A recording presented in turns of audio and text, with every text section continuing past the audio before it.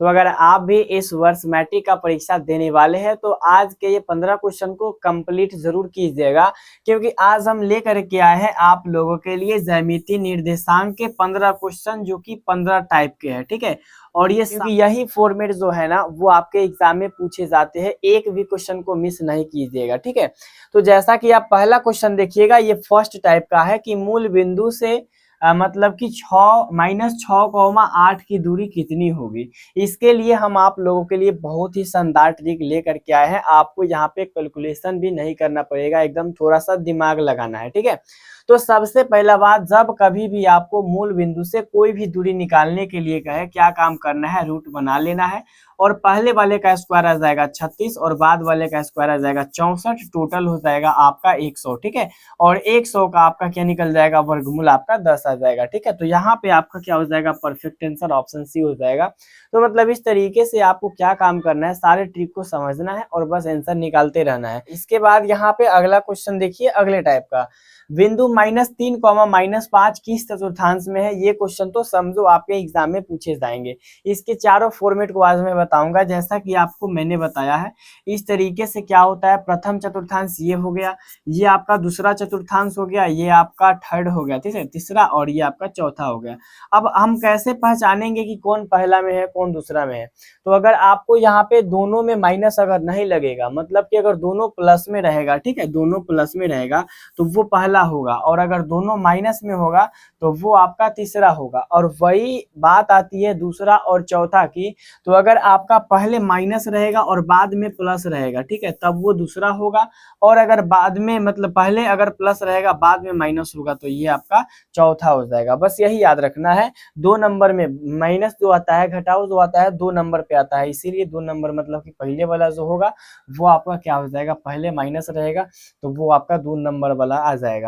अब हम समझते हैं, जैसे मान लीजिए 3, -8 दे दिया, ठीक है। तो इसमें देखिए आगे कुछ नहीं है तो प्लस है, तो पहले प्लस है और बाद में कितना है, माइनस है। तो पहले प्लस और बाद में माइनस चौथा में है, मतलब चतुर्थ हो जाएगा। लेकिन यहाँ पर जो आप देख रहे हो वो दोनों में माइनस लगा हुआ है, तो दोनों में माइनस लगने का मतलब क्या हुआ, दोनों में माइनस है, इसका मतलब वो तृतीय में है। अगर दोनों में प्लस रहता तो वो दूसरा हो जाता। तो यहाँ के लिए क्या हो जाएगा, ऑप्शन सी परफेक्ट हो जाएगा। इस टाइप के क्वेश्चन पूछे जाएंगे तो आप लोग जरूर क्लियर कर लीजिएगा। नेक्स्ट क्वेश्चन यहाँ पर देखिएगा, पूछा जाएगा बिंदु माइनस मतलब कि बिंदु 4, -7 में कोटि क्या होता है। अब हम समझेंगे कि कोटि और यहाँ पे फिर बात करेंगे भुज, ये क्या होता है। तो सबसे पहले आपको मैंने बताया कि पहले x होता है और बाद में y होता है, ठीक है, निर्देशांक बनाने में। तो ये जो x होता है वो आपका होता है क्या, ये आपका भुज होता है, ठीक है, ये आपका भुज होता है।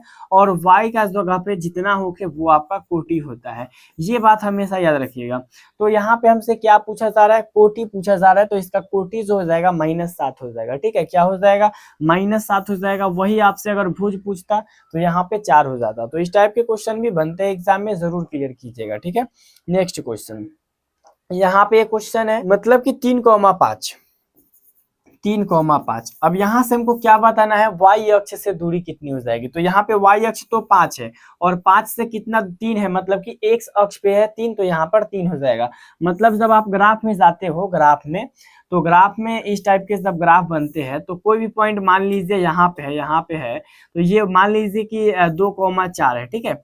तो अगर हम कहेंगे y अक्ष से कितना दूरी पर है, तो y अक्ष यहाँ पर तो 4 है, ये है 4 से ये 2 का मतलब कि डिस्टेंस। अगर कहेंगे x अक्ष पर से कितना दूरी है, तो x अक्ष पर से ये 4 दूरी है। मतलब सीधा तर बात अगर हम बताने का आपको प्रयास करें तो कभी भी आपसे जब क्वेश्चन पूछेगा तो आप अगर y अक्ष से दूरी पूछेगा तो x अक्ष में जो होगा वो लिखिएगा, अगर x अक्ष से पूछेगा तो जो y का जो कोऑर्डिनेट होगा वो बोलिएगा। तो यहाँ पर y अक्ष से अगर पूछ दिया है तो 3 हो जाएगा, परफेक्ट आंसर, ठीक है। इसके बाद यहाँ पे आप देख सकते हो बिंदु 2,3 और 4,1 के बीच की दूरी कितनी होगी। अब इस टाइप के क्वेश्चन भी आएंगे, कैलकुलेशन करना पड़ेगा, नहीं कैलकुलेशन करने की जरूरत नहीं है। आगे वाले में से आगे वाले को घटा दीजिए, कितना आगे जाएगा, 2 में से 4 जाएगा तो -2 या फिर 2 सीधा 2, इसका स्क्वायर कर दीजिए, ठीक है। 3 में से आपको मतलब 1 घटाना है, 2 हो जाएगा। इस पे रूट लगा दीजिए, 2 का स्क्वायर 4 और 2 का स्क्वायर 4, 4 4 आपका आ जाएगा 8, 8 का अभाज्य गुणनखंड कीजिएगा ना, 2 रूट आपका 2 आ जाएगा, ठीक है, 2 रूट 2 आ जाएगा। तो इस तरीके से आसानी तरीके से कैलकुलेशन कर सकते हो। इस टाइप के भी क्वेश्चन आपसे पूछे जाएंगे दूरी सूत्र पे, ठीक है। नेक्स्ट क्वेश्चन यहाँ पर देखिएगा, कहा जा रहा है बिंदुओं -2,8 और -6, -4 को मिलाने वाले रेखाखंड के मध्य बिंदु के निर्देशांक बताइए। मध्य बिंदु के निर्देशांक का मतलब क्या होता है, दोनों को जोड़ के 2 से भाग दीजिए। मतलब यहाँ पे पहले वाला कितना है, -2 है, बाद वाला कितना है, -6 है। तो -2 में -6 जोड़ेंगे तो -8 हो जाएगा। अब -8/2 और वहां पे 8 है और -4 है, तो 8 में -4 जोड़ेंगे तो सीधा है 8 में अगर हम जोड़ेंगे -4 तो सबको पता है प्लस माइनस माइनस 8 में से 4 गया तो 4 बच्चा, 4/2, ये कट के -4 और ये कट के 2 आ जाएगा। यहाँ पे आपको देखने को मिल जाएगा ऑप्शन क्या है, ऑप्शन आपका यहाँ पे ए देखने को मिल जाएगा। तो इस टाइप के भी क्वेश्चन पूछे जाएंगे। ये सब फॉर्मेट आप देख रहे हो ना, सब अलग अलग है। इसके बाद देखो, एक्स अक्ष पर स्थित किसी बिंदु का निर्देशांक किस रूप का होता है। जब कोई भी मतलब कि ऑब्जेक्ट एक्स अक्ष पे रहता है या फिर एक्स अक्ष का निर्देशांक आपसे पूछा जाए तो x,0 होता है। वही जब आपसे पूछा जाए कि y अक्ष के निर्देशांक बताइए तो y,0,y हो जाएगा। इस तरीके से आपको बना लेना है। अगर हम वही पूछेंगे मतलब कि एक्स अक्ष से, है ना, एक्स अक्ष पे कोई भी चीज उपस्थित है तो y का नियामक कितना होगा, तो y का नियामक 0 हो जाएगा। अगर y अक्ष पे है तो x का नियामक 0 होगा। इस टाइप के क्वेश्चन मतलब नॉर्मल है, बन सकता है। अगला क्वेश्चन, एक त्रिभुज के शीर्ष है, मतलब 2,4, 6,2, 1,3 है, तो इसके केंद्र का निर्देशांक बताना है। हमने आपको बताया है कि त्रिभुज का जब केंद्र का निर्देशांक बताने के लिए कहेगा तो पहले वाले तीनों को जोड़ के 3 से भाग देना है, ठीक है। तो 6 8, 8 है 1 9, 9 में 3 से भाग दे देंगे। 4 2 6, 6 3 9, 9 में 3 से भाग दे देंगे। ये आपका 3 आ जाएगा, ये भी 3 आ जाएगा। 3,3 जहाँ पे है आपको ऑप्शन टिक कर लेना है। तो इस टाइप के क्वेश्चन नॉर्मल सी बात है, अगर आपके माइंड में छपा है तो आप आसानी से इसे क्लियर कर सकते हो। जैसा कि अगला क्वेश्चन देख सकते हो, बिंदु 1,3 और 4,6 को मिलाने वाले रेखाखंड दो मतलब कि अनुपात 1 के अनुपात में अंतः विभाजित करने वाले बिंदुओं का एक्स निर्देशांक क्या होगा।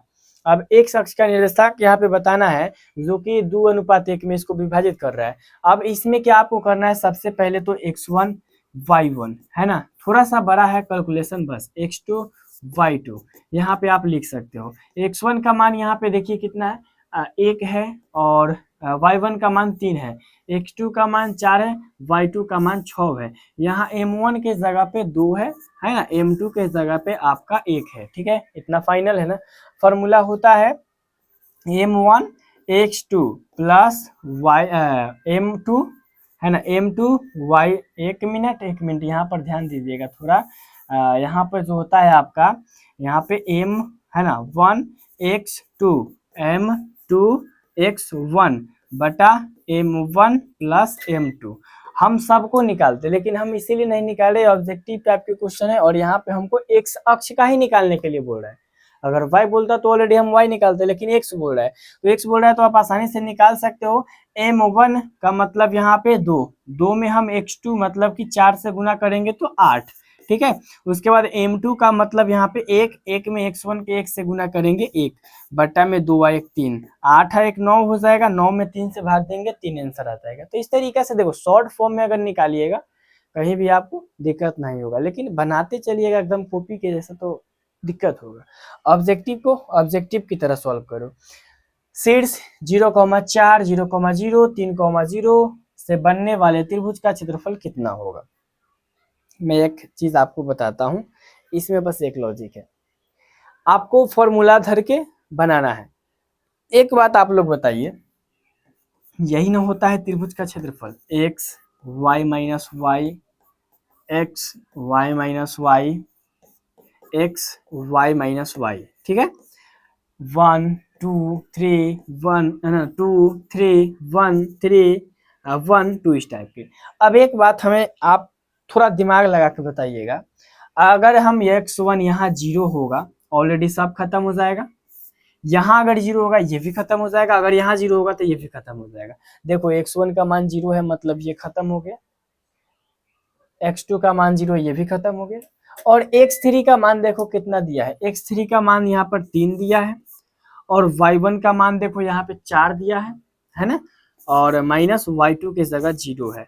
3 में 4 से गुना करेंगे कितना आएगा, 12। आप कहिएगा 12 आंसर है, नहीं 12 नहीं है, ये 12 आया, ये कोष्ट के अंदर का 12 आया, और 12 में जब हम 1/2 से गुना करेंगे तो ये आपका आ जाएगा 6। कितना आ जाएगा, 6 आ जाएगा। आंसर आपका 6 निकल के आ गया। तो इस तरीका से आप सॉल्व जरूर कीजिएगा, दिमाग लगाइएगा। यदि 3 बिंदु संरेख हो तो त्रिभुज से मतलब कि त्रिभुज का क्षेत्रफल क्या होगा। मैंने आपको ऑलरेडी बताया है कि जब कभी भी बिंदु संरेख होती है तो त्रिभुज का क्षेत्रफल 0 होता है। बन जाएगा, आराम से बन जाएगा, ठीक है, 0 होता है। इसके बाद यहाँ पे आप देख सकते हो, यदि बिंदु 4, k के मूल बिंदु से मतलब दूरी 5 इकाई है तो k का मान क्या हो जाएगा, मूल बिंदु से दूरी। तो सबसे पहले हम इतना का मूल बिंदु से दूरी निकालेंगे। क्या करना है, स्क्वायर कर देना है दोनों पे रूट लगा के, ठीक है। अब यहाँ पे रूट लगा के, मैंने बोला था ना मूल बिंदु से क्या दे दिया है, ऑलरेडी 5 दे दिया है। यही ना चीज बताना है, मूल बिंदु से निर्देशांक निकालेंगे इसका, और ये ऑलरेडी 5 दे दिया है। इधर से जब रूट जाएगा इधर से स्क्वायर हो जाएगा, मतलब 4 का स्क्वायर, k का स्क्वायर, 5 का स्क्वायर। 4 का स्क्वायर 16, k का स्क्वायर, और ये 5 का स्क्वायर 25। k का स्क्वायर बराबर 25, ये इधर से 16 आ जाएगा, मतलब k का स्क्वायर बराबर 9, इधर से आ जाएगा रूट में 9, 9 का 3 हो जाएगा प्लस माइनस के साथ। यहाँ पे ऑप्शन ए हो जाएगा। इसके बाद यहाँ पे आप देख सकते हो बिंदु x, y 5,1 और -1,5 से समदूरस्थ है, तो सही संबंध क्या हो जाएगा, मतलब x, जो y है वो एक तो 5,1 है ना, और दूसरा यहाँ पे -1,5 इससे समदूरस्थ है। क्या है, समदूरस्थ है। अब भाई समदूरस्थ है तो आप इसको क्वेश्चन को सॉल्व कीजिएगा, क्योंकि ऑब्जेक्टिव में इस टाइप के तो नहीं पूछे जाएंगे। लेकिन आपको क्या काम करना है, ए बी निकालना है ना, और बराबर देके आपको ए सी निकालना है, और ए बी ए सी को काट के आपका एक्स वाई निकल जाएगा, ठीक है। इस तरीके से आप बना लीजिएगा।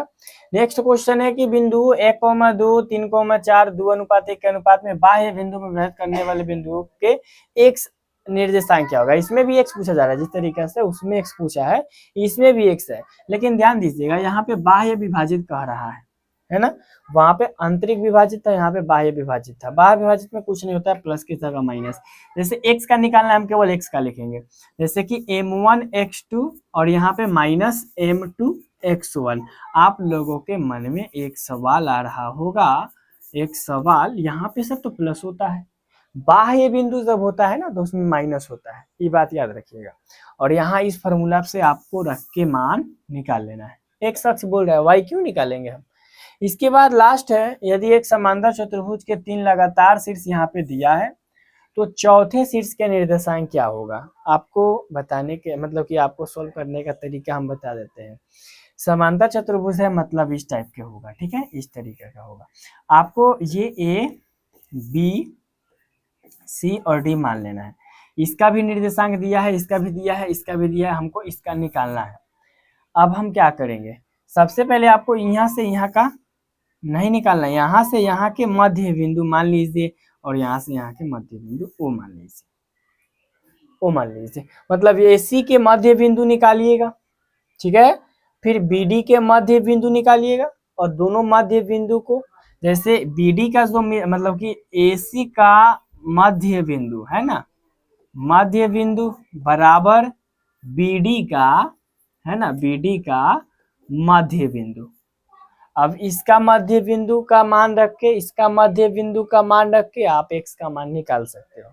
इस तरीका से बहुत आसान प्रोसेस से आप क्लियर कर सकते हो। इसमें जो हम क्वेश्चन बताया है वो 15 टाइप का था। अगर ये क्लियर हो गया होगा, समझ जाइए, इससे एक भी क्वेश्चन नहीं छूटेगा। ये पूरा हम 100% गारंटी देते हैं, पूरा प्योर।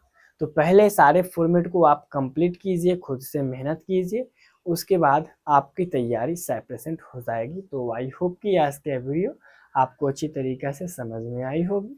मिलते हैं इसी के साथ नेक्स्ट वीडियो में, तब तक के लिए जय हिंद, जय भारत।